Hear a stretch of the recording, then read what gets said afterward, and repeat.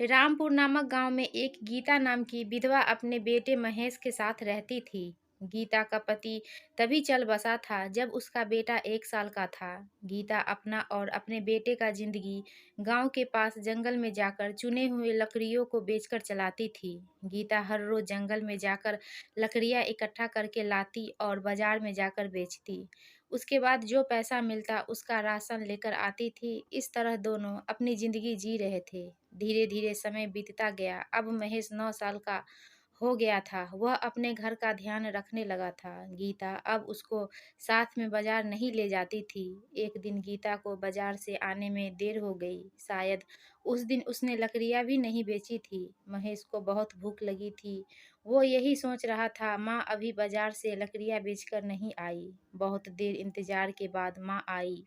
महेश ने कहा, माँ जल्दी से खाना बना दो, मुझे बहुत भूख लगी है। मैंने मेरे पेट में चूहे कूद रहे हैं। गीता ने कहा, बेटे आज जंगल में ज़्यादा लकड़ियाँ नहीं मिली। जो मिली थी उसको बेचने के बाद मैंने सेठ के पुराने पैसे चुकता करके आई हूँ। आज कुछ भी खाने को नहीं है। इतना कहकर उसकी माँ रोने लगी। महेश बड़ा ही समझदार और ईमानदार लड़का था। उसने कहा, रो नहीं माँ, कोई बात नहीं, आज नहीं तो कल खाना खा लेंगे। तुम देखना, एक दिन मैं बहुत बड़ा अफसर बनूंगा, जिसके बाद मैं खूब पैसे कमाऊंगा। हमारा एक बड़ा घर होगा।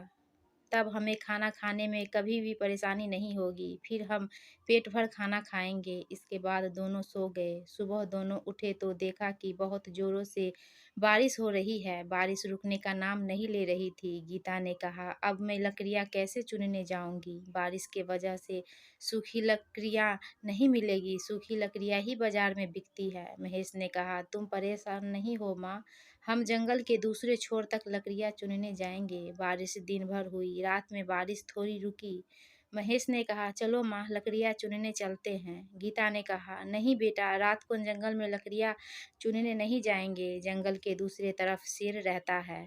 इस तरफ सभी लकड़ियाँ गीली मिलेगी। महेश ने कहा, माँ अभी तुम लकड़ियाँ चुनने चलोगी तो कल सुबह बेच सकोगी, तभी जल्दी से हमें खाना मिलेगा। महेश की बात सुनकर गीता अपने बेटे के साथ रात में ही जंगल में लकड़ियाँ चुनने चली गई। सूखी लकड़ियों की तलाश में दोनों जंगल में काफी अंदर चले गए। गीता इधर उधर घूमकर देख रही थी। तभी अचानक महेश गायब हो जाता है। फिर गीता अपने बेटे को अपने पास न देखकर बेटे महेश चिल्लाने लगती है और बुलाने लगती है। महेश थोड़ी देर बाद सामने से चलकर आता है। माँ कहती है, कहाँ चले गए थे बेटे? महेश कहता है, माँ जंगल के शेर को बहुत चोट लगी हुई है।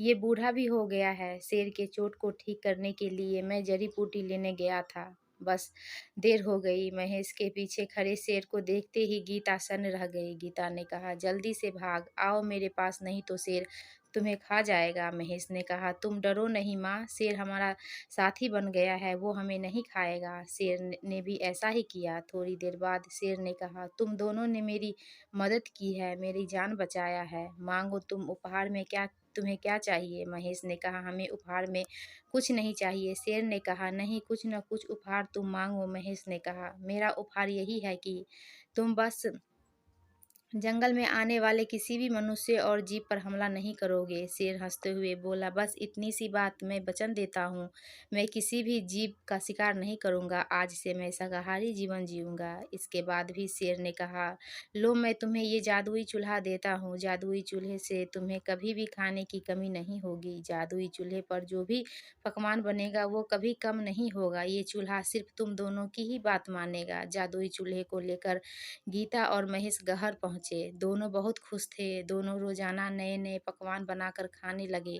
गीता ने जंगल में लकड़ियाँ चुनने का काम छोड़ दिया था। धीरे धीरे समय गुजरता गया और महेश काफी बड़ा हो गया। गीता थोड़ी बूढ़ी हो गई थी। महेश को घर बैठे खाना मिल जाता था, इसलिए उसने अभी तक कोई काम धंधा का भी नहीं सोचा था। वो बिल्कुल लापरवाह हो गया था। इस बात की चिंता उसकी माँ गीता को होने लगी। एक दिन गीता ने अपने बेटे से कहा, बेटे कब तक हम दोनों जादुई चूल्हे के भरोसे बैठे रहेंगे? क्यों नहीं तू शहर जाकर कहीं नौकरी वोकरी देखता? कब तक तू यूं ही बैठा रहेगा? जादुई चूल्हे सिर्फ खाना दे सकता है। महेश अपनी माँ की बात सुनकर अपना मुंह उधर कर लेता है और कहता है, माँ, जादुई चूल्हे से हमें घर बैठे खाना खाने को मिल रहा है। जादुई चूल्हे की वजह से हम रोज अच्छे अच्छे पकवान खाते हैं और तू कहती है मैं शहर कमाने चला जाऊं। माँ, जब घर बैठे खाना मिल ही रहा है तो कहीं नौकरी करके अपना पसीना क्यों निकालूं? महेश की बात सुनकर बूढ़ी माँ कुछ नहीं कहती, वो सुनकर सोने चली जाती है।